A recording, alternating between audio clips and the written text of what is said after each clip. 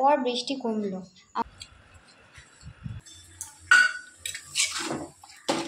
Hello everyone, welcome back to my channel Sanchita's cooking and ব্লগের নতুন একটি ব্লগ ভিডিওর সঙ্গে তোমাদের সকলকে ওয়েলকাম জানাই। সকাল সকাল ব্লগটা শুরু করে দিচ্ছি। দেখতেই পাচ্ছ এখানে কিন্তু আমার শাশুড়ি মা শ্বশুরের জন্য কিন্তু রুটি করে ফেলেছি। তো রুটির সঙ্গে আর কি কিছু তো একটা করতে হবে, যে কারণে এখানে আজকে বেগুন পোড়া করে দিচ্ছি। যাই হোক, এই ব্লগটাও কিন্তু বেশ কিছুদিন আগের। আমি তো মানে এডিট করার কারণে আর কি সময় পাচ্ছিলাম না, তাই তোমাদের সঙ্গে শেয়ারও করা হচ্ছিল না, যেহেতু একা একা সমস্তটা সামলাতে হচ্ছিল। আর মায়ের অপারেশন হয়েছে। আর এদিকে হচ্ছে গিয়ে দেখো চিকেনটাও ফ্রিজ থেকে নামিয়ে রেখেছি, আর মাছটাও নামিয়ে রেখেছি। এগুলো সব মানে বরফ ছাড়তে দিয়েছি, ফ্রিজে ছিল তো বরফ হয়ে গেছে, তো এগুলো জল দিয়ে রেখে দিয়েছি।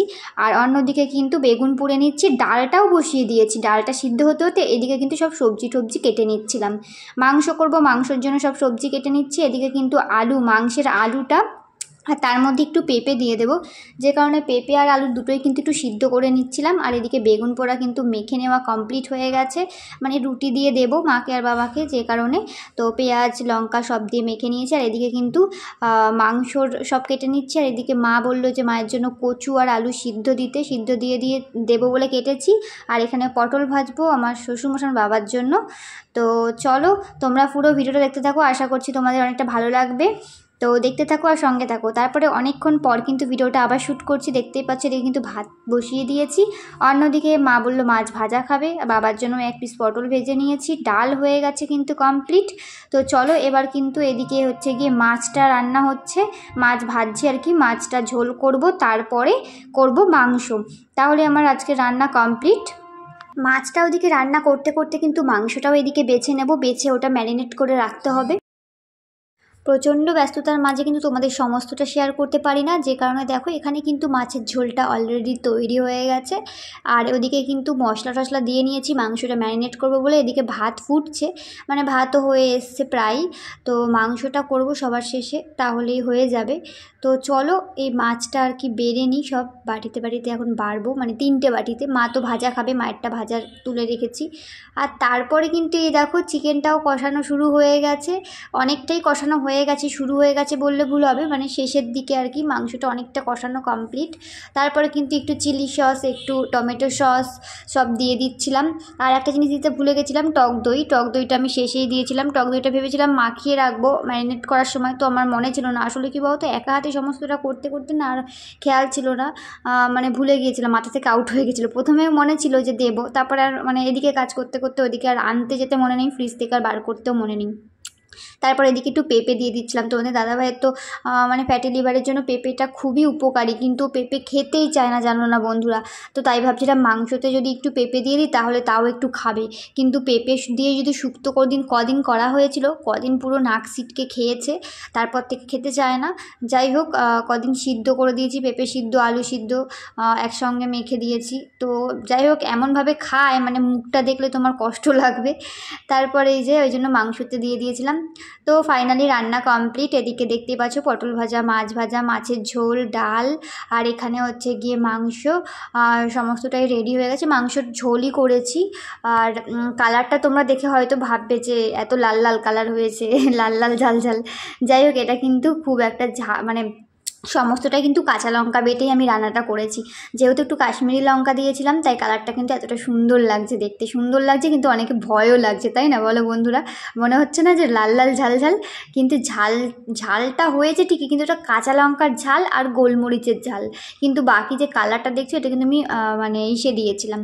তারপর রান্নাবান্না সেরে সমস্ত কিছু পরিষ্কার করে কমপ্লিট করার পর আমি কিন্তু এখানে কামরাঙা মাখা খাবো বলে কামরাঙাটা আর কি কেটে নেবো, তাই তোমাদের সঙ্গে একটু শেয়ার করলাম। আর এই কামরাঙাটা হচ্ছে কি তোমাদের দাদাভাই এনেছে, ওকে ওর এক কাউন্টারের মানে এক দাদা দিয়েছে, বলেছে কি নাও শঙ্কুদা, বৌদিকে গিয়ে দেবে। যাই হোক, তারপরে এই যে মাখা করে নিয়েছিলাম একটু কাসুন্দি টাসুন্দি দিয়ে। তারপরে খেয়ে তোমাদের দাদাভাই এনেছিল হচ্ছে গিয়ে প্রসাদ। এটা হচ্ছে একজন গেছিল কোথায় যেন জল ঢালতে, তারকেশ্বর না, তবে ওটা যেন কি যেন বাবাধাম না কোথায় গেছিলো, তো ওখান থেকে পাঠিয়েছে একজন তোমাদের দাদাকে দিয়ে, তোমাদের দাদাদেরই আর কি কলিগ। তো সেই প্রসাদটাই খাচ্ছিলাম। তারপর চলে আসলাম এখন হচ্ছে গিয়ে এটা কি বানাবো বলো তো? এটা হচ্ছে তোমাদের দাদাভাই দেখেছে ফেসবুকে ভিডিওতে, আবার অনেকের কাছেও শুনেছে যে এটা খেলে নাকি খুবই উপকারী। তো ও তো যার কাছে যা শোনে সবই আর কি ওর বাড়িতে এসে ওর অ্যাপ্লাই করা চাই। যাই হোক, এদিকে খেতে বসেছে, ডিউটি বেরোবে, তো ফোনই ঘেটে যাচ্ছে। আমি কিন্তু ভাত দিয়ে বসে রয়েছি, এখনও খাওয়ার নাম নেই কিছু না। অপু অপু তাকাও। এই যে আমার বর আবার এইগুলো এখন খাবে বন্ধুরা, ওই জন্য হচ্ছে কি এগুলো এখন ডাস্ট করব।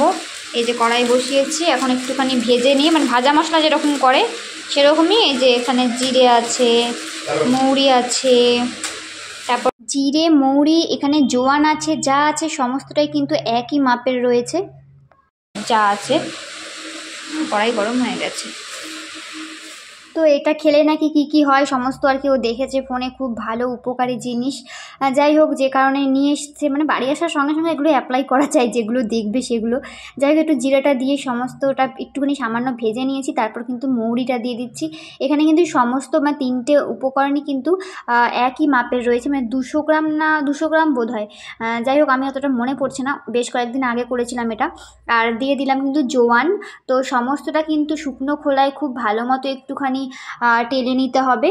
তো ভালো করে এটা একটুখানি ভেজে নিয়ে তারপর কিন্তু এটা নামিয়ে নেব, আর ঠান্ডা করে কিন্তু মিক্সিতে ডাস্ট করে নেব। আর ওই ডাস্টটা হচ্ছে প্রত্যেক দিন যদি উষ্ণ গরম জলে আর কি 1 চামচ করে খাওয়া যায়, বেশ ভালো নাকি। যাই হোক, করে রাখছি, দেখা যাক কতটা কি খায়। বাটা নিলে নাও, বাটা একদম হচ্ছে ডাস্ট করে একটা ভালো পরিষ্কার একদমের মধ্যে রেখে দেবে। সে তো রাখবো পরিষ্কার করে, দেখি অনেকটা হবে আমার মনে হচ্ছে। দেখো কতটা ইয়ে হয়ে গেছে, এতটা। 1 চামচ করে যদি খাওয়া হয় না সেটাই আছে। কি 1 চামচ করে কি গরম জলে খাবে? হ্যাঁ, একটু গরম জল করে আছে। বাটা নিলে নাও, বাটা দিয়েছি পিসি।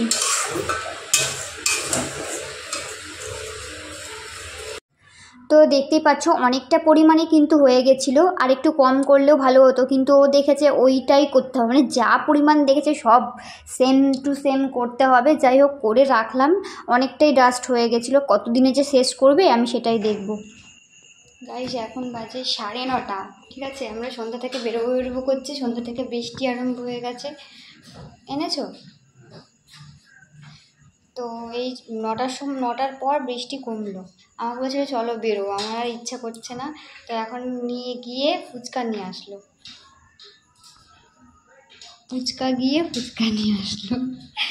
নামটা মানে মিলেছে না, ফুচকা নিয়ে আসলো।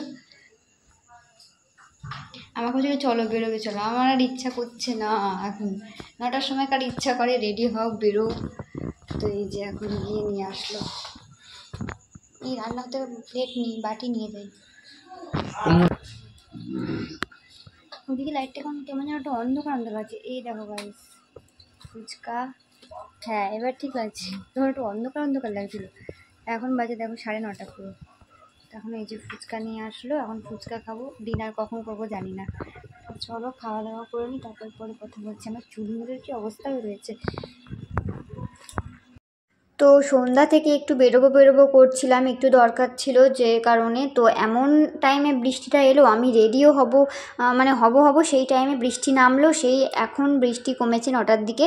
তো তখন আমাকে বলছে চলো বেরোই। আমার 9টার সময় আর ইচ্ছা করছে না বেরোতে। তো আমি বললাম খুব ফুচকা খেতে ইচ্ছে করছিলো, তাই জন্য ও আবার গিয়ে ফুচকাটা নিয়ে আসলো। তো একদম লাস্টের দিকে, মানে 9:30টার দিকে, তো ওই জন্য ফুচকার আর কি আলু মাখাটার মধ্যে, এটার মধ্যে বেশিরভাগটাই ছিল ঘুগনির আর কি মটর ফটর দেওয়া ছিল। সত্যি এত ফুচকা খেতে ইচ্ছা করছিল আজকে, কি বলবো বন্ধুরা। তো এখন 9:30টার সময় ফুচকা খাচ্ছি, বুঝতেই পারছো তাহলে কটার সময় ডিনার করব। এমনিতেও আমাদের ডিনার করতে 11:30 বাজেই নর্মালি, তো আজকে আরও লেট হবে। যাই হোক, তো চলো আজকের ভিডিওটা আর বেশি বড় করার কিছুই নেই। তো আজকের ভিডিওটা এখানেই শেষ করছি। তোমাদের কেমন লাগলো অবশ্যই কিন্তু কমেন্টস করে জানিয়ে যেও, আর যদি ভালো লাগে লাইক কমেন্ট শেয়ার করে চ্যানেলটাকে সাবস্ক্রাইব করো যারা যারা নতুন আছো চ্যানেলে। আর যারা যারা আমার পুরনো বন্ধুরা তারা কিন্তু অবশ্যই একটা কমেন্ট করে জানিও তোমাদের কেমন লাগলো আমার এই ব্লগটা। তো আবার দেখা হবে নেক্সট কোনো ব্লগ বা নেক্সট কোনো রেসিপির সঙ্গে। ততক্ষণের জন্য সবাই ভালো থেকো, সুস্থ থেকো, টাটা সবাইকে, গুড নাইট, বাই বাই। আবার দেখা হবে নেক্সট ব্লগে।